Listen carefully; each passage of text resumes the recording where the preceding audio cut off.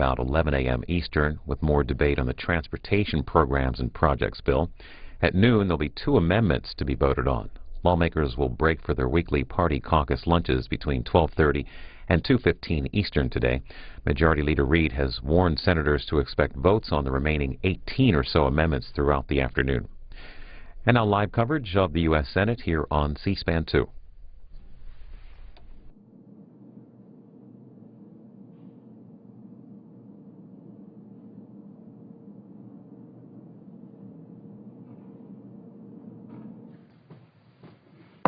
The Senate will come to order. The chaplain will lead the Senate in prayer.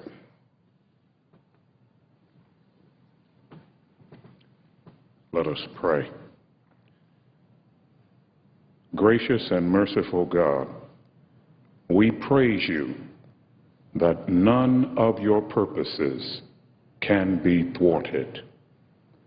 You have been our refuge from one generation to another. Continue to guide our lawmakers. May they find fullness of joy in your presence and pleasure forevermore at your right hand. Today, equip them with what they need to do your will, working in them that which is pleasing in your sight. Help them to live today with a sense of accountability to you, understanding that their thoughts, words, and actions are open to your review. We pray in your merciful name. Amen.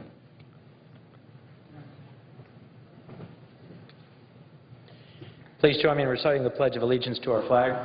I pledge allegiance to the flag of the United States of America and to the republic for which it stands, one nation, under God, indivisible, with liberty and justice for all.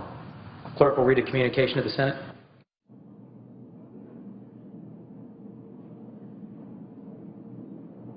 Washington, D.C., March 13, 2012. To the Senate.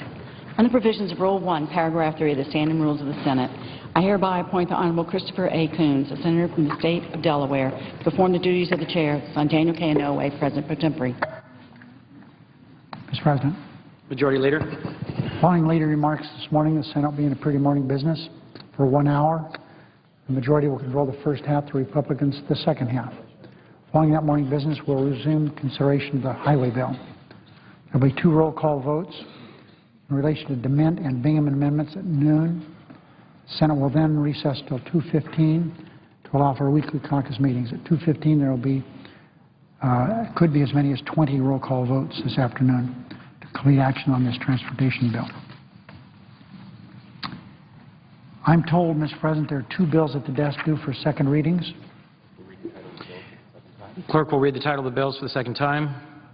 H.R. 3606, an act to increase American job creation and economic growth by improving access to the public capital markets for emerging growth companies. S-2186, a bill to amend the Americans with Disabilities Act of 1990 and so forth.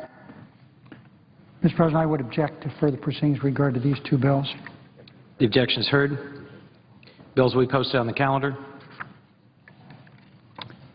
Mr. President, today we resume consideration of the most important piece of jobs legislation we've had here in a long time, and that's the highway bill. But it's more than a highway bill. It's a surface transportation bill. It deals with all aspects of helping our failing bridges.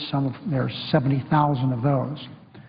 We have 20% of our highways are in non-safe conditions. We have problems with our mass transportation system, rails, and other such things. So we have to move forward. Building this nation's infrastructure with this legislation alone will save or create 2.8 million jobs. This is an effort to build a world-class transportation system that was started during the presidency of Dwight Eisenhower. And every president since then has recognized the need to go forward with the vision that General Eisenhower had. We must renew that commitment. Presidents in recent years have gone out of their way to do that. President Reagan gave a number of speeches about how important it was that we begin to renew our commitment that we should have to infrastructure in this country. President Clinton did the same thing. The legislation is very, very important. And a commitment to the renewal of the vision of General Eisenhower is the essence of this bipartisan bill. It has the endorsement of one of the most conservative members of the Senate and one of the most liberal members of the Senate.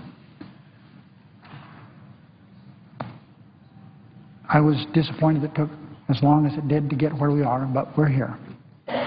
We invoked cloture quite a long time ago, and it's taken more than a month to come within sight of the finish for this bill. I'm pleased that we're on track to dispense with remaining amendments and vote on final passage during today's business. Mr. President, I am hopeful that the House will act immediately to pass this bipartisan compromise rather than pursuing what we've all read about, the extreme ideological bill they were considering last month.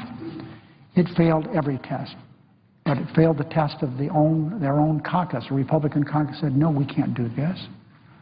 The highway bill is important to Democratic members and Republican members of the House, as it is Democratic and Republican members of the Senate. And I would hope the Speaker understands that it is not good for this country to have a situation where he tries to pass everything with a majority of the majority. What that means is that the Republicans have a majority in the House. But that isn't, I served in the House.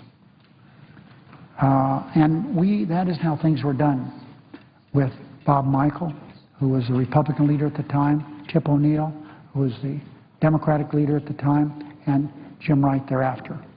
Bob Michael worked with both of them to get legislation done. What they tried to do is get to the magic number of 218. That's the majority in the House. And they got those votes from Democrats and or Republicans. So I hope my friend, the Speaker, won't just try to get this surface transportation bill done with Republicans. Let the Democrats voice their opinion as to what should happen. That's the way we should do it.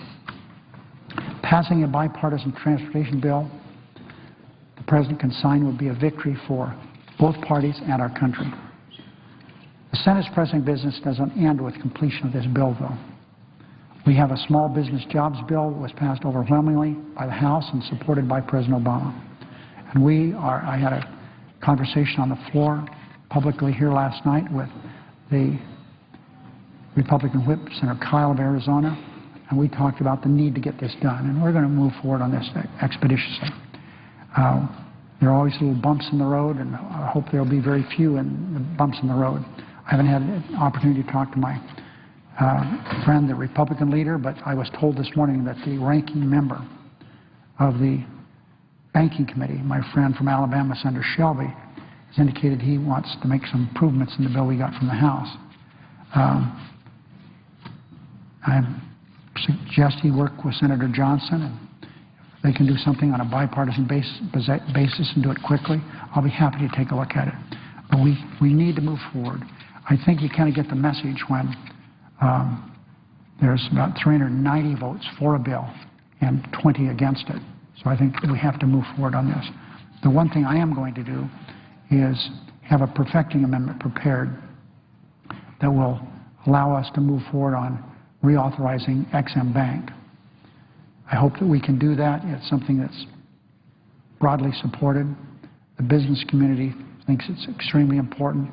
As I mentioned last night, Mr. McInerney, the head of Boeing, said that it is a tremendously important bill for the airline industry, which is so important to the economy of our country. But it's not only important to the airline industry, it's important to other segments of our industrial base. It's an important piece of legislation, and I hope that we can add that to the small business jobs bill. If we can't, I understand that, but it would be a shame to miss that opportunity to do that. We are interested in this IPO bill that has been supported by the House and the President of the United States. I'm convinced it will spur small business growth It's not going to create the jobs that we have in the highway bill, but it's good for job growth. It'll bring more capital into the business world, and we've needed that for several years now, and it would streamline the way that companies sell stock. So I look forward to working with my friend, the Republican leader, to finalize a path forward on this bipartisan legislation. In the coming days, the Senate must also consider postal reform legislation, reauthorization of the Violence Against Women Act, cybersecurity, and additional measures to create jobs and improve our economy.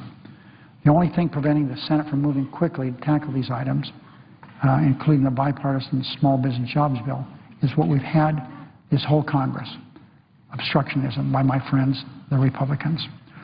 They have forced the Senate to waste weeks on unrelated amendments to this bill, this bipartisan bill, this surface transportation bill.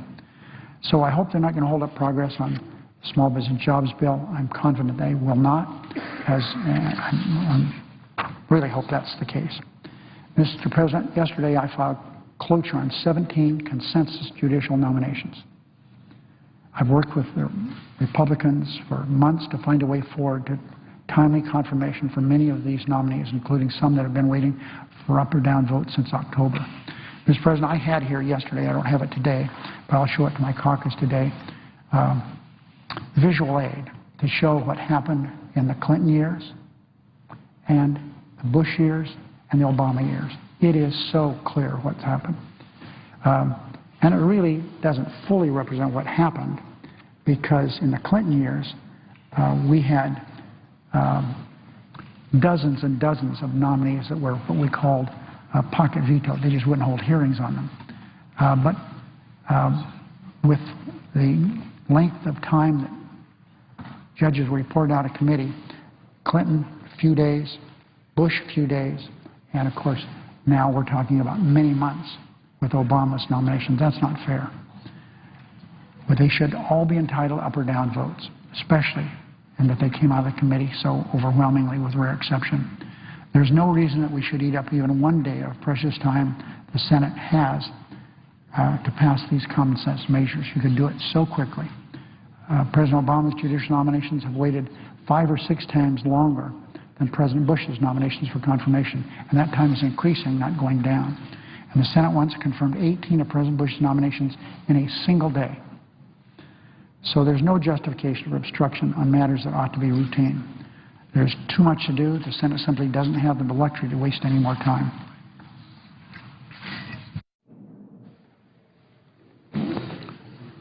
Mr. President. The Republican leader. Later today, the Senate's likely to finish the highway bill. And once we do, I'll listen carefully to the Majority Leader's remarks. Once we finish the highway bill, we ought to immediately turn to the bipartisan jobs bill that passed the House last Thursday. The vote was 390 to 23. Let me say that again. The vote in the House was 390 to 23. The President also indicated he would sign the House bill. So it strikes me with the jobs emergency that we have in this country, with 8.3% unemployment, many more, millions of Americans having given up trying to get in the workforce. The thing to do is to pocket this broad bipartisan bill and try to create jobs immediately. Now, I've heard my friend, the Majority Leader, indicate he wants to have a different version of it, to kind of recraft it. All that will do will slow down the process and make it more difficult to get this important jobs legislation to the President's desk rapidly. So I hope the Majority Leader will reconsider whether we need to kind of reinvent the wheel here. I mean, this is already a broadly supported bipartisan bill, which the President has said he will sign as soon as we send it to him. I don't know why in the Senate we would want to make something that ought to be pretty simple extraordinarily complicated. The Democratic-controlled Senate turns to something, and Majority Leaders indicated, instead we're going to precipitate a fight. We're going to turn to something contentious instead of trying to do something that almost all of us agree on, certainly in the House, and the President agrees on, that would focus us on jobs and actually do some good. The American people think we spend a lot of time spinning our wheels around here. I think they'd rather than trying to sort of manufacture gridlock and create the illusion of conflict where none should exist, why don't we demonstrate we can actually get something done together? At a moment when millions of Americans are looking for work and millions more are struggling with the high price of gas, we have an opportunity to really do something together right now, as soon as we finish this highway bill. We could take up this jobs bill and send a small but important signal to job creators and innovators that we want to help make it easier for them to hire. And later today, we'll have another chance to move forward on the Keystone Pipeline. Despite the President's continued stubborn opposition to it, we'll have another vote related to that subject offered by Senator Pat Roberts. The House-passed jobs bill isn't just important for what it does, but for what it also represents. It's a rare and welcome signal that lawmakers in Washington still value the risk takers and the entrepreneurs who've always been so vital to our nation's greatness. After 3 years of policies that undermine free enterprise through the picking of winners and losers, this legislation sends an entirely different signal. It's a welcome step back in the right direction. By clearing away red tape, it should encourage the kind of entrepreneurship that not only leads to new pockets of industry and the jobs that come with them, but which also helps people fulfill their dreams, and without adding to the deficit. This bill doesn't add anything to the federal deficit. This is precisely, Mr. President, precisely the kind of thing we should be doing right here in Washington. It's the message we should send. We don't need fewer Apples or Microsofts or Facebooks. We need more of that.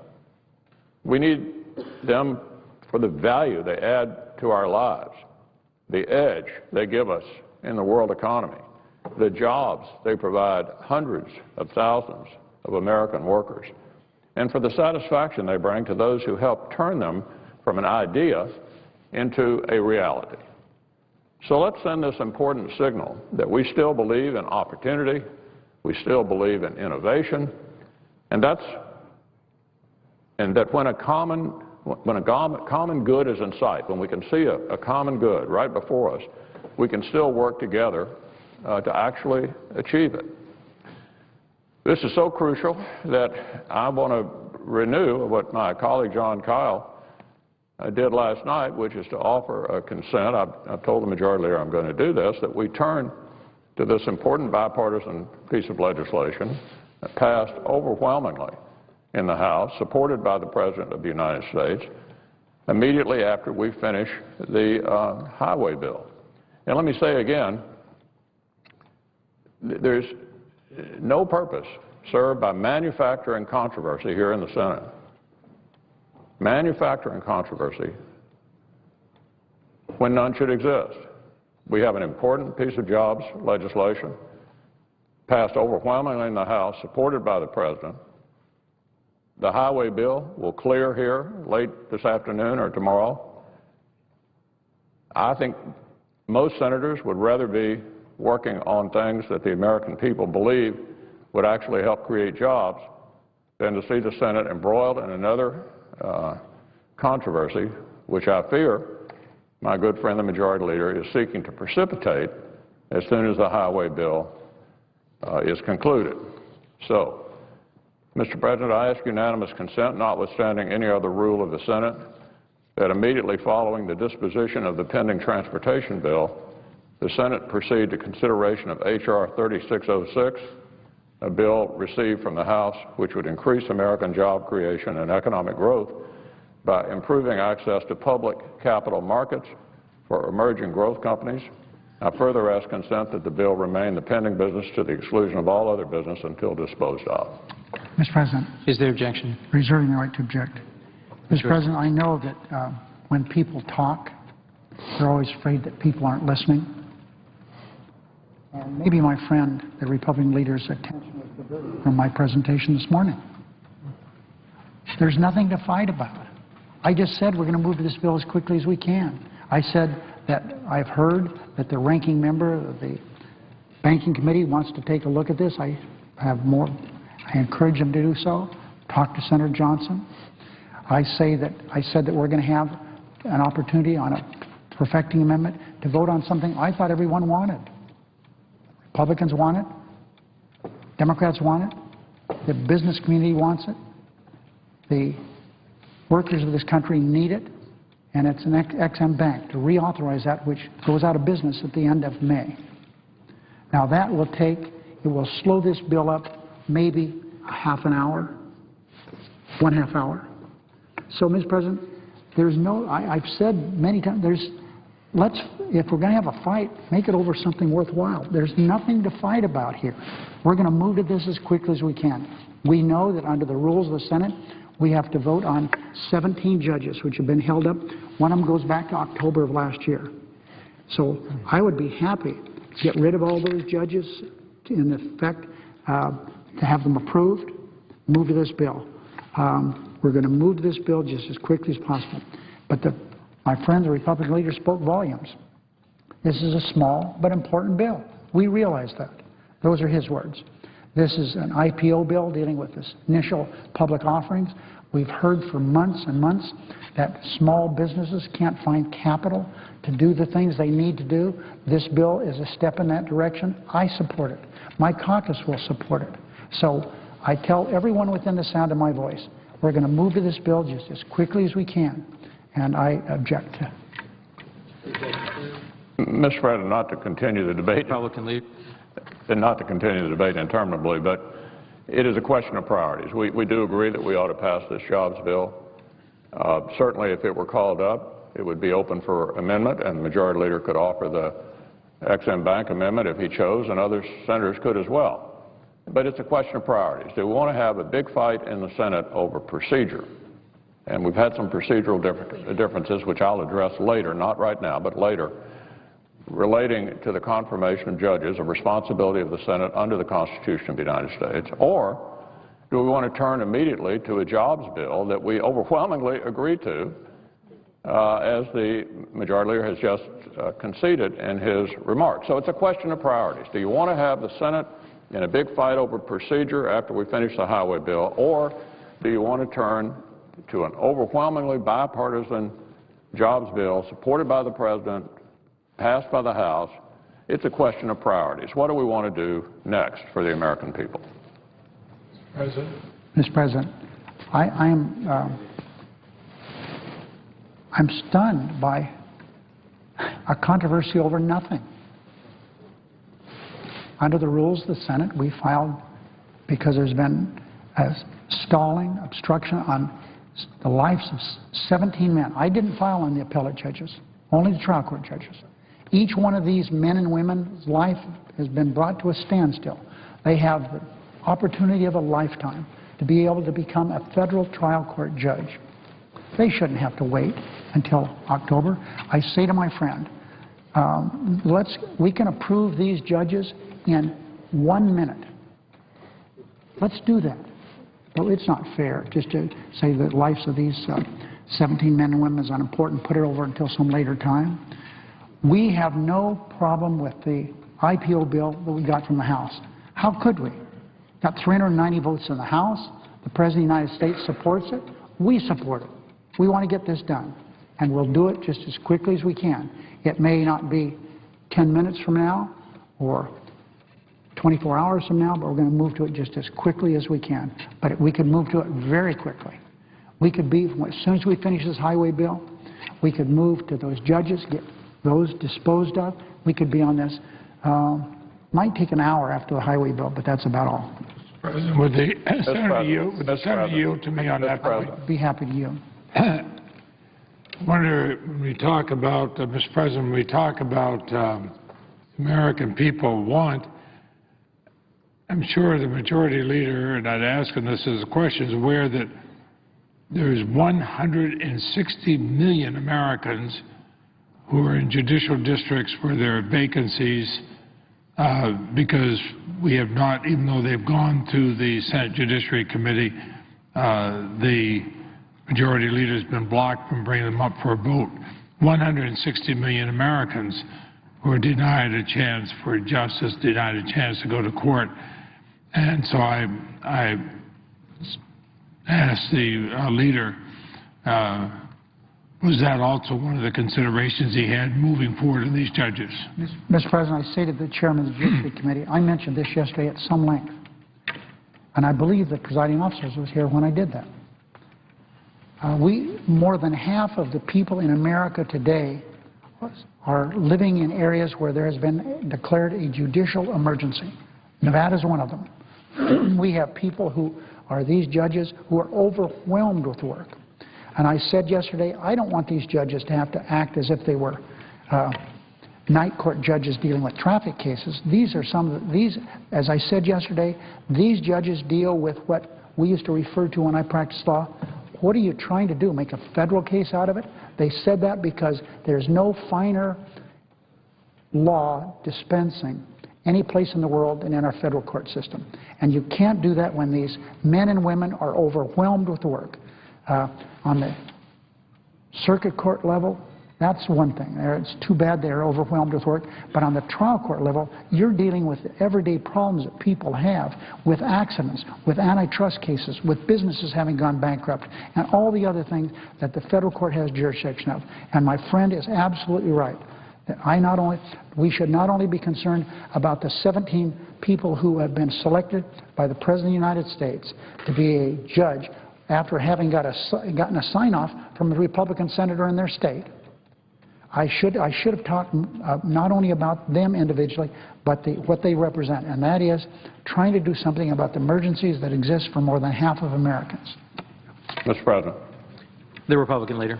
Mr. President, I think that colloquy underscores my point. My friends on the other side are concerned that the jobs of 17 individuals may be delayed for a few months. I doubt if any of them are unemployed at the moment. And it's highly unlikely that any of these individuals will not be confirmed in an orderly process as we have been engaged in this year. The issue is a question of priorities. What is more important? Getting these 17 individuals into a job a little bit quicker than the majority has experienced so far, or turning to a measure overwhelmingly supported by Republicans and Democrats in the House, supported by the President of the United States, that might create, in the very near future, hundreds of thousands of jobs. So it's a question of priorities. That's why I say this is a manufactured dispute. Will have much, much more in great detail to say about the judges issue, but for the moment, the point is this, quite simply, what are our priorities? Do we want to pass an overwhelming bipartisan jobs bill the President supports as soon as possible, certainly open for any amendment the Majority Leader might seek to offer, or do we want to create a controversy over judges that are almost never denied confirmation when we've been confirming judges all along? I don't know there's much point to continuing this discussion any longer this morning. I'll have a lot more to say about how we ended up in a situation where the Majority Leader is seeking to manufacture a crisis that shouldn't, a conflict or a crisis that really doesn't exist. Mr. President, I yield. I've got a great idea, Mr. President. Here's Majority Leader. I've got a great idea.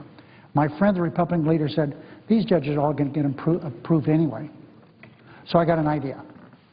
Let's go to this IPO bill immediately after finishing the highway bill, with the agreement that we'll dispose of these judges immediately after that. Sounds good to me. I'm happy to do that.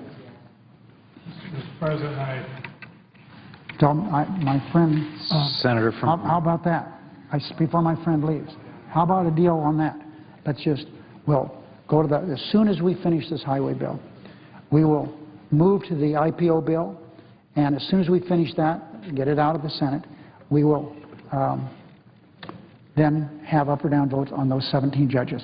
This does not include an agreement on the appellate judges. We'll deal with those at a subsequent time. How about that deal? So I say again to my friend, I would hope that what we could do is, when we finish the highway bill, go to the IPO bill. And then, as soon as we finish that, have an up or down vote on these judges. I'd be happy to work if in any reasonable fashion. Mr. President. The Republican leader. Look, we have been discussing, this is not the best time for the debate on the judges. But the point is this. We have been processing judges. It is highly unlikely any of these district judges are not going to be confirmed. We've done a number of them this year. We've done 7 this year. District judges are almost never defeated. This is just a very transparent attempt to try to slam dunk the minority and make them look like they're obstructing things they aren't obstructing. We object to that. We don't think that meets the standard of civility that should be expected in the Senate.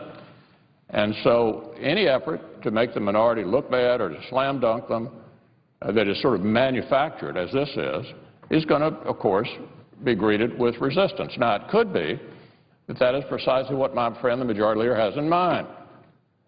Try to make the Senate look like it's embroiled in controversy where no controversy exists. So my suggestion is, why don't we do first things first? First things first.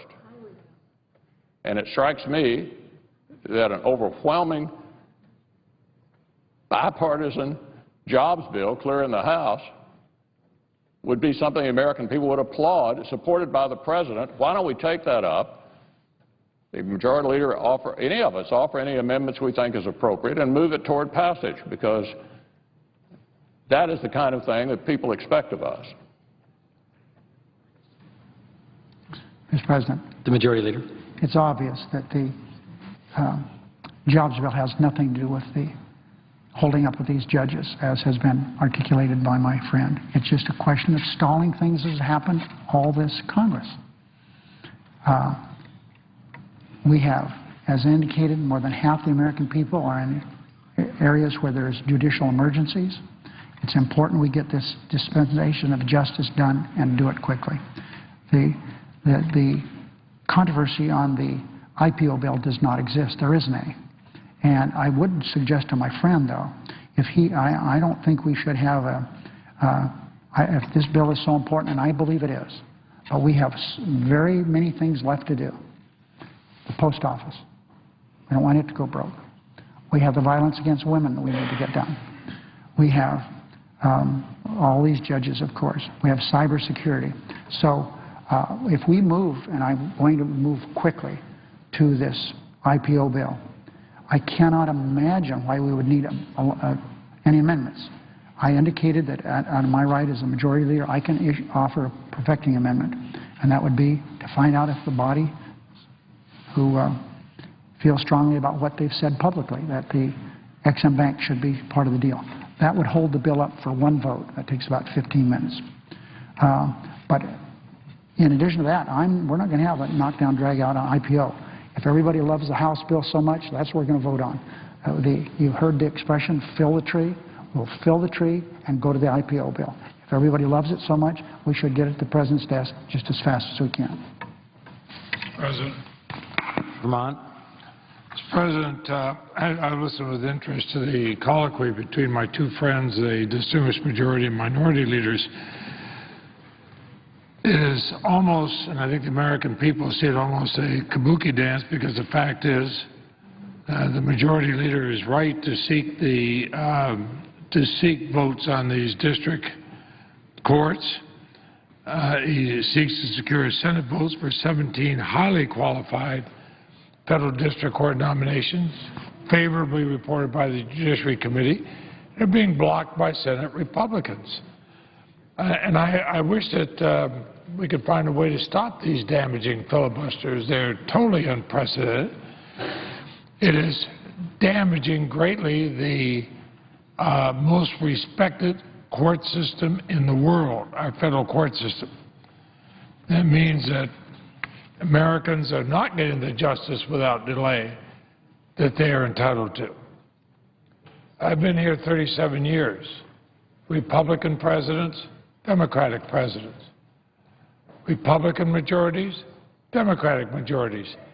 Never in that 37 years have we seen district court nominees blocked for months as we've seen since President Obama was elected. These kind of consensus nominees are normally taken up within a few days or a week after being voted out, after being nominated and voted out of our Judiciary Committee. It was certainly the approach taken by Senate Democrats when President Bush sent his consensus nominees. As a result, we're able to reduce vacancies in the presidential elections years of 2004 and 2008 to the lowest levels, and we confirmed 205 of President Bush's judicial nominees in his first term. And for those who want to understand where the partisanship is, those first 48 months of President Bush's first term, a little bit of history. 31 months of those 48, Republicans controlled the Senate. 17 months, Democrats controlled the Senate. To show that we want to set aside partisanship, in our 17 months that we were in control, we confirmed 100 of President Bush's nominees. Now, in the 31 months the Republicans were in charge, they did more. They did 105. So the fact is, we actually moved a lot faster in President Bush's nominees than the Republicans did. I was chairman, and I tried to do that just to get us away from what we'd seen where Republicans had pocket filibustered 60 of President Clinton's nominees. I want to get back to where we took the federal courts out of politics. But we've seen now a complete reversal of this. Senate Republicans that ensured that nominees from the past would have been confirmed promptly by the Senate are now blocked for months. An unprecedented number of President Obama's highly qualified men and women to district court have been targeted for opposition, obstruction, while extreme outside groups tar their records and reputations with invented controversies. It's unprecedented. And it hurts our system of justice in this country. Now, 2 weeks ago at a meeting of the Senate Judiciary Committee, the senator from Utah conceded a new standard is being applied to President Obama's nominations. He's saying what has been apparent from the start of President Obama's term. The Republican senators have applied a different and unfair standard to President Obama's judicial nominees. As President, I was here with President Ford, President Carter, President Reagan, President George H.W. Bush, President Clinton, President George W. Bush, now President Obama. I can attest. Republicans have set a different standard for President Obama that has been applied to any of the other presidents that I've known since I've been here. I have to ask myself, what is so different about this president that he is treated to a different, tougher standard than any of the presidents before him? I just ask. And when I hear Republican senators claim there's no obstruction and there is no reason for the majority leader to push for votes on these nominations, I wonder if they looked at our recent history. I spoke of President Bush's first term. 57 of his district court nominations were confirmed within 1 week of being favorably reported by the Judiciary Committee. 1 week. In stark contrast to those 57, only 5 of President Obama's district court nominations have been confirmed with 1 week of being reported, less than a tenth the number of President Bush's. And 3 of those nominees have been pending the previous year when Republicans refused to consent to votes for them, had to be renominated and reported a second time. More than half of the nominations in which the leaders now filed cloture have been pending since last year, many months, not days. I believe it is. At least I'll praise the senator from Utah for his honesty. This president is set to a different standard than all the presidents before him. Somehow we've said that President Obama must meet a different standard than the presidents before him. Mr. President, I find that reprehensible.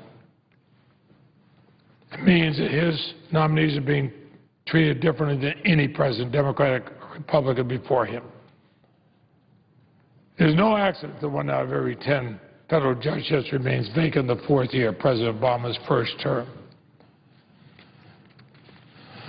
You know, a few years after Republican senators insisted that filibusters of President Bush's judicial nominees were unconstitutional, they reversed course and filibustered President Obama's very first judicial nomination. Again, a different standard for President Obama than was applied to any president before him. That is wrong, Mr. President. That is wrong. And that is turning your back on the majority of Americans who voted for President Obama in the last election. Americans from all across the country, of all backgrounds, of all races, of all religions. You're turning your back on him by saying, you may have elected him, but we're going to hold him to a different standard. It is wrong. I have more here, and I will ask consent that my full statement be made part of the record. Without objection. I hope the Republicans and Democrats can join together to put an end to this damaging pattern of obstruction and filibusters. It hurts our federal courts. It is a disrespect to the President of the United States. It goes way beyond partisanship. But it's wrong. And it demeans this great body that we're all privileged to serve in. It's the sort of thing I never thought I would see in the Senate of the United States. I say that based on 37 years of experience with senators that I've admired and publicly stated I've admired in both parties. This is wrong. Let's go back to letting the Senate be the conscience of the nation, not a body that reflects some of the worst instincts of our nation. I yield the floor, and I suggest you have no quorum. Will the senator suspend? Under the previous order, the leadership time is reserved. And under the previous order, there will now be a period of morning business for 1 hour, with senators permitted to speak therein for up to 10 minutes each, with the time equally divided and controlled between the two leaders of the designees, with the majority controlling the first half and the Republicans controlling the final half. Mr. President, unless the senator from California wishes, Mr. President, I yield to the senator from California.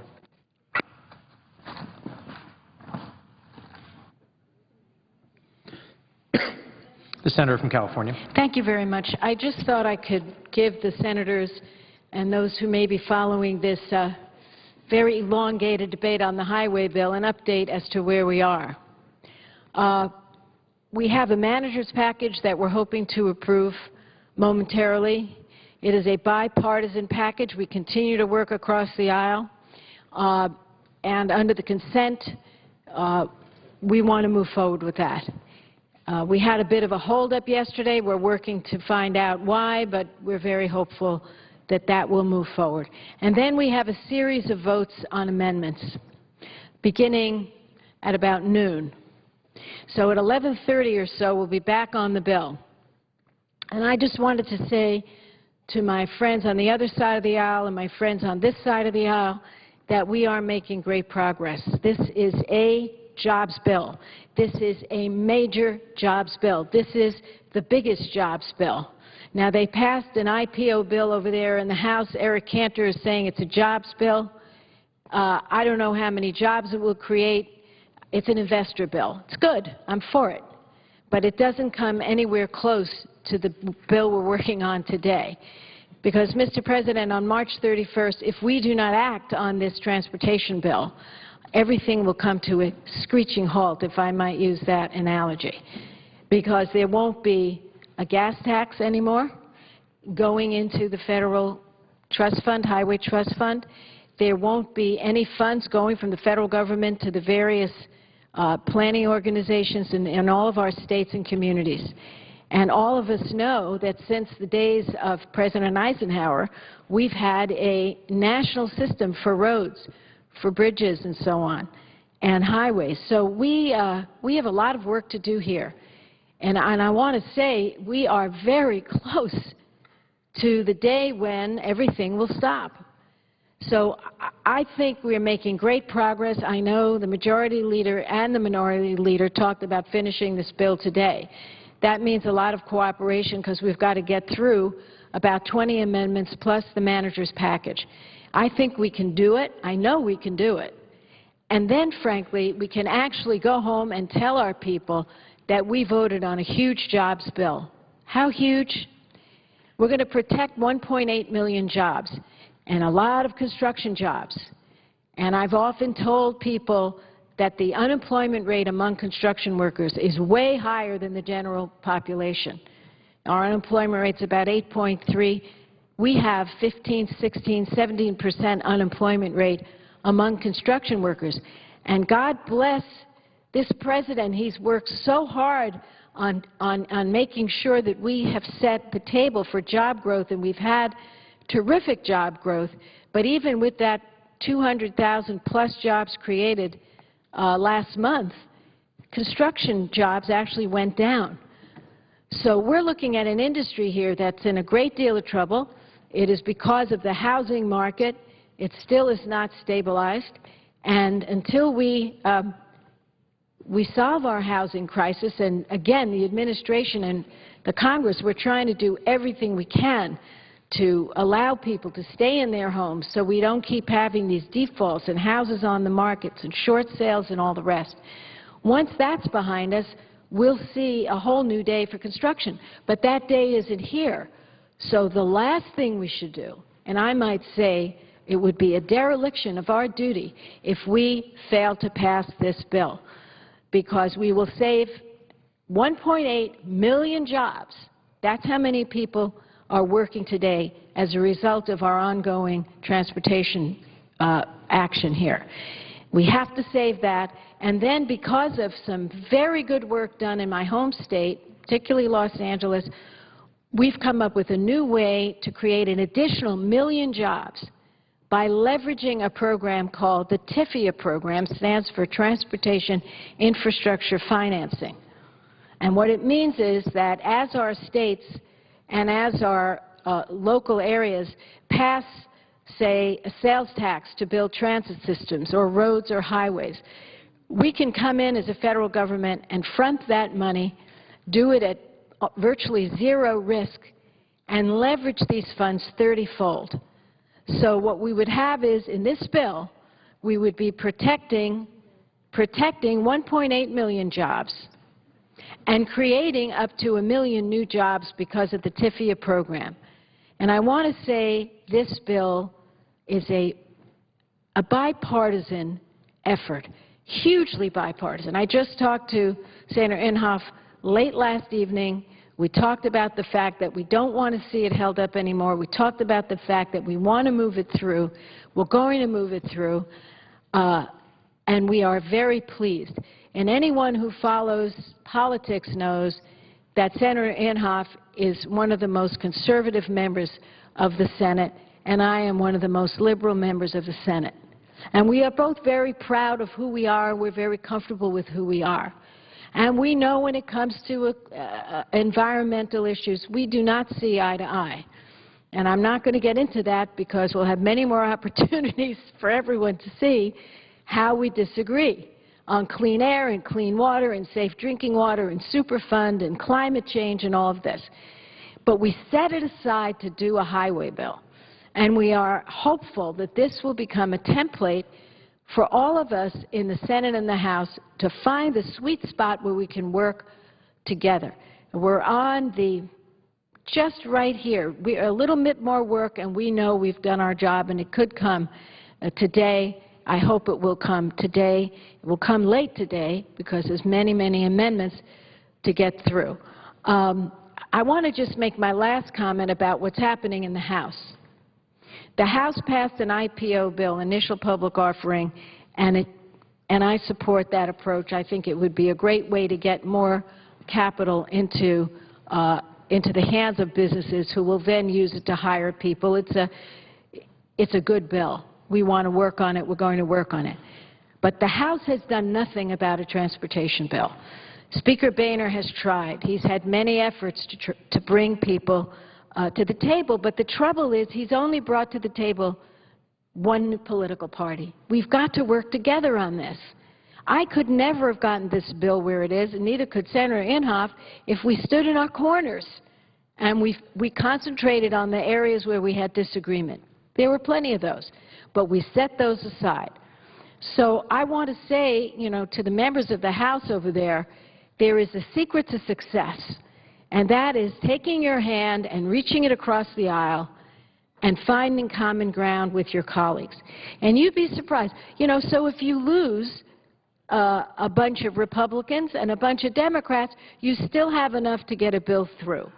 And our bill, though not perfect, really does what we have to do. We protect 1.8 million jobs, mostly in construction. We create up to 1 million jobs. We take a bill that had 90 different programs and brought them down to 30 different programs. We have, in a manager's package, a very bipartisan list of issues that we've resolved. So I will be back on the floor in probably within an hour to debate the two amendments that will be pending, the Bingaman Amendment and the DeMint Amendment, and I will speak out on those amendments. And, Mr. President, I want to thank you for all your support. You have been a real good friend, and you have helped us move this bill forward. And I know this bill is important to your home state of Delaware. It's important to Tennessee. It's important to California. I have the list of jobs by state that we would lose if we fail to act. That's the bad news. The good news is we're going to act.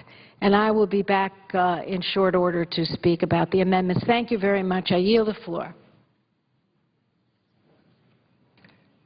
Mr. President.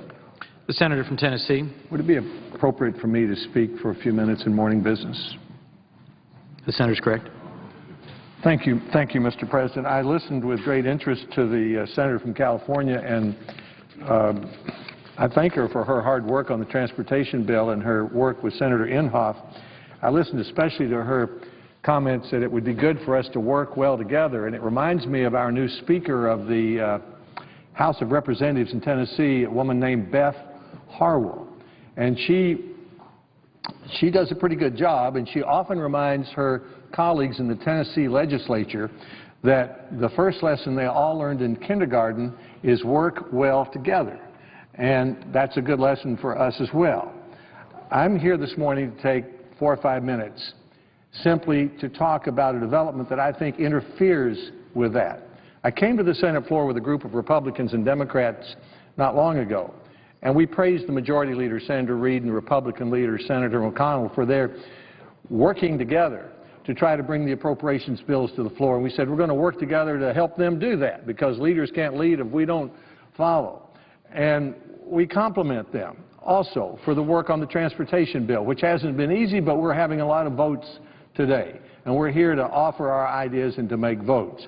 But it was disappointing to me to see yesterday that Senator Reid, the Majority Leader, announced that he had filed 17 cloture petitions on district judges. I'm here today simply as one senator to say respectfully to the Majority Leader, I hope he will reconsider and not do that. That's an unprecedented action. It's never happened like that before. Only in the history of the Senate before 2011 has the Majority Leader filed cloture petitions on district judges only 3 times. What happens with district judges in the history of the Senate is, number one, they come up, they get a vote. There's never been a successful filibuster of a district judge in the history of the United States Senate. Let me emphasize that. There's never been a successful attempt to deny an up or down vote to a district judge in the history of the United States Senate. And there were enough Republicans, and I was one of them, last year with a judge from Rhode Island, Judge McConnell, who many felt shouldn't be a judge. We did not take the opportunity to deny an up or down vote, and he was confirmed, even though many on this side didn't think he ought to be a judge. So we don't have a problem with filibustering district judges, and we've never had a problem with filibustering district judges, at least given the present composition of the Senate. So what's the issue here? I mean, Senator Reid, the majority leader, has said quite properly yesterday in his remarks, we've got important work to do. We've got a jobs bill coming over from the House. We've got a postal service that's in debt. We've got cybersecurity, and we're having long briefings on that because of the threat. And the majority and minority leaders, as I said, are working to bring the appropriations bills to the floor. We've only done that twice since the year 2000, all 12 of them. So this is a little disagreement that we have here between the majority leader and the Republican leader on the scheduling of votes on district judges. It's not a high constitutional matter. It's not even a high principle. It's not even a big disagreement. It's a little disagreement. Because what's always happened is the back and forth of scheduling, they work it out. And they've been working it out. I took a look at the last 3 years. In the first 2 years of President Obama's administration, he nominated 78 district judges, and 76 of those judges were confirmed. They were confirmed. 76 of 78 in the first 2 years, he withdrew 2. Then last year, 61 more district judges were confirmed. What about this year? What about 2012? Well, the President's made a few nominations, but they haven't been considered yet by the Judiciary Committee. So where are we in 2012? We have 17 district court judgeships that have been recommended by the Judiciary Committee. They could be brought up by the majority leader. He has the right to do that. But of those 17, 6 of them have been here for less than 30 days. They just got here, Mr. President. That leaves 11. How long have they been there? They came in October, November, or December last year, and normally they would have been included in a year-end clearing, but everybody knows what happens. The President decided to violate the Reid rule, which says that you don't make recess appointments during 3-day performance sessions. That was invented by Majority Leader of the United States Senate, Senator Reid. President Bush didn't like it, but he respected it, but President Obama violated it, and it blew up the year-end clearing of a number of nominees, including district judges. So we have some district judges who are waiting to be confirmed, but we don't have many. And we have a history during the first 2 years of this president of confirming 76 out of 78, and last year 61. And this year, of the 17, the majority leader filed a petition on, 6 just got here, that leaves 11. Now, what do we do about that? I think the right thing to do is for the majority leader and the Republican leader to listen to what the senator from California just said, to listen to the Speaker of the House from Tennessee, Beth Harwell, who suggests work well together, that rather than escalating this into a high principle, a big disagreement, that they retire to one of their offices and they sit down quietly and they take a time out and they work this out. That's the way it's always been done in the United States Senate. We're only talking about 11 judges, and they haven't been around that long, less than 5 months, and we all know why they were delayed a little bit. And the President can take just as much responsibility as anybody. In testimony this week, the Attorney General acknowledged that the issue of the recess appointments on January 4th is a serious constitutional issue that needs to be decided by the courts. We're taking it to the courts. We haven't tried to stop the action of the Senate, even though we regard it as a great offense to checks and balances and separations of powers. And I would respectfully suggest that it's not a good time for the majority leader to take a small disagreement and escalate it into a big one, jeopardizing our ability to deal with the big issues on jobs, cybersecurity, postal service, and others. It wouldn't reflect well on the 23 candidates running for the Democratic Senate seats this year. It wouldn't reflect well on the 11 Republicans running for Senate seats this year. It wouldn't reflect well on the President. The American people want to see us get results. Why should we give them one more reason to suspect that just because we can't agree on little issues, that we're unable to agree on the big issues? So I know majority leader's a tough job, and I know there's a good deal of back and forth every day, but the majority leader's been on both sides of this. I suspect that if he and the Republican leader were to sit down and look over the actual numbers and realize it's just 11 judges. We did 2 last week, or end of the week before, that they could schedule the others, and we could spend our